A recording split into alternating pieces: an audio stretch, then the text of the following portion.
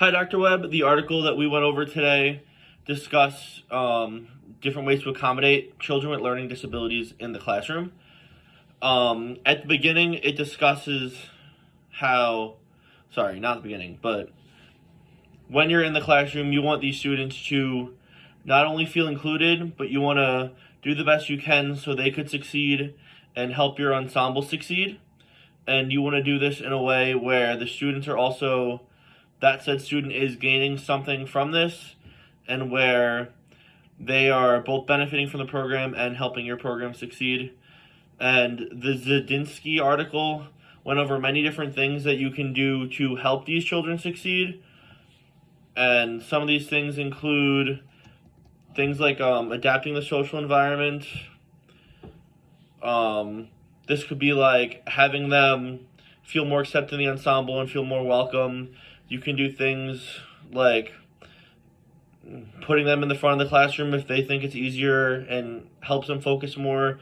The article also suggests doing something like making them have a buddy or have a stand partner. If I were to do this, it would definitely be like a stronger student in the class, someone who is potentially exceeding expectations or playing really well, who really knows the content knowledge that can help sometimes both keep them on track, like in terms of focusing, but then also help them like with their posture, with their playing. They need help with the notes. Also, another thing it goes over is doing things such as parental involvement.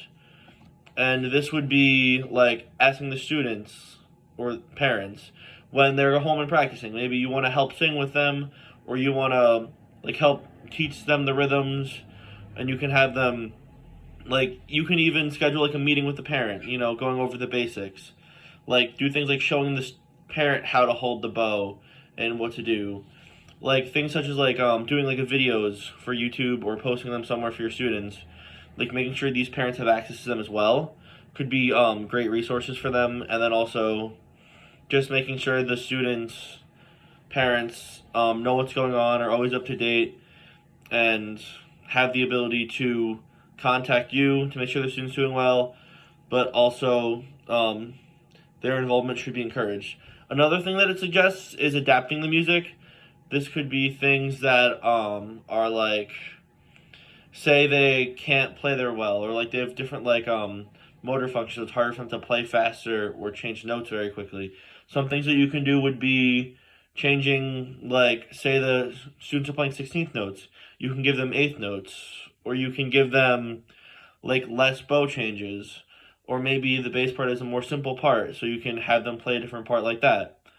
Doing things like this keeps them involved in the ensemble, allows them to play with people, still be a positive contributor, but then allows them to also succeed themselves and not just have the ensemble succeed.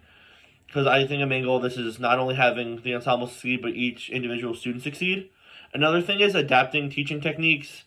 This could be things such as like saying different words, or like vocalizing things differently, saying things that the student can more easily relate to. Or like, for example, like if you want them to hold the bow and they're not like understanding it, or you want them to like hold like say they're a bass player and they're like holding like this, they don't understand like the way they're supposed to hold it. You can say like hold the soda can. Sometimes using things like this, they can help more easily understand. Or sometimes you need to like break things down more in a step-by-step perspective, like where you want the hand to wrap around, where you want the thumb to be, where you want the thumb to follow, things like that. Those can all be great things and resources to use. Another thing is that you could adapt the techniques of the student. You can potentially like have them be slowed down, or like not slowed down, but potentially have what they're learning be a little further back, or have them like work on these other techniques they're learning that their students may be ahead of, but still have them reinforce them. Because if you have the student try to stay with all of the other students in your classroom and they are struggling with the few basic things, and then say a year or two later when they're in a different ensemble, different teacher, they'll even struggle more. but instead you want to potentially change the way you're teaching them, maybe in their private lessons, and just work on things like fundamentals. But in conclusion, I believe that the students should always, at all times, I'd say, you'd want to have them in your classroom.